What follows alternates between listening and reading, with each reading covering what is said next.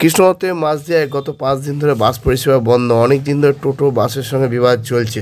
সেই রেস ধরে গত 5 দিন আগে ভীমপুর এলাকায় কৃষ্ণনগর থেকে মাঝদিয়ার দিকে যায় একটি বাস যাত্রী তুলছিল। এই সময় একটি টোটো যাত্রী তুলতে গেলে বাস চালকের সঙ্গে বচসা বেঁধে যায়।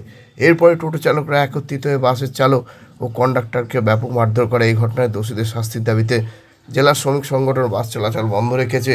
সেক্ষেত্রে গত 5 দিন ধরে এই বাস পরিষেবা বন্ধ, ফলে টোটো চালকরা বেশি ভাড়া নিচ্ছে বলেও অভিযোগ উঠছে। এদিন মাঝদিয়া বাস স্ট্যান্ড কার্যত স্ট্যান্ডে পরিণত হয়। প্রসঙ্গত এই রুটে 48টি বাস চলাচল করে। বাস চলাচল বন্ধ থাকায় প্রতিদিন বেশি টাকা খরচা করে টোটো ধরে কৃষ্ণনগর থেকে মাঝদিয়া রুটে কয়েক হাজার মানুষ যাতায়াত করে। ফলে সাধারণ মানুষ দ্বিগুণ টাকা ভাড়া দিয়ে কর্মস্থল থেকে গন্তব্যস্থলে যেতে বাধ্য হচ্ছে। তাই তারা চাইছে দ্রুত এই সমস্যার সমাধান। এই নিয়ে আজকাল আগামী বিশেষ প্রতিবেদন। সঙ্গে আজ ঝামেলা কৃষ্ণনগর মাঝদিয়া রুটে 5 দিন ধরে বাস চলাচল বন্ধ, নাজেহাল যাত্রীরা।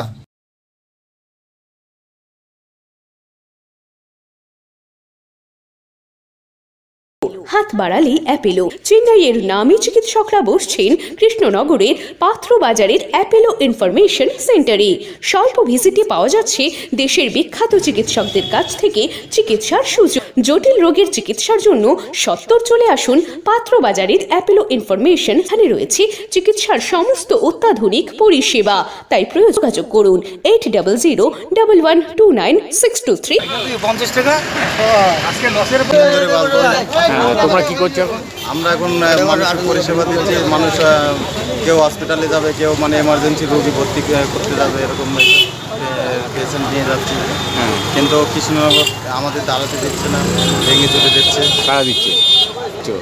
অটো চালাচ্ছি পেটের দায়ে। তোমার নাম কি? অটো মালিক তো? হ্যাঁ, অটো। ঠিক আছে। থেকে যাবেন কোথায়? আমি যাবো কৃষ্ণনগর। কেন কৃষ্ণনগরে ঢুকতে পারিনি, লালগোলা প্রচণ্ড ভিড়, মাঝদিয়া দিয়ে বেরোচ্ছে। এদের পাশে যেতে হবে এখন, এত কিছু করার নেই। অন্য জায়গায় তো পৌঁছাতে হবে নাকি?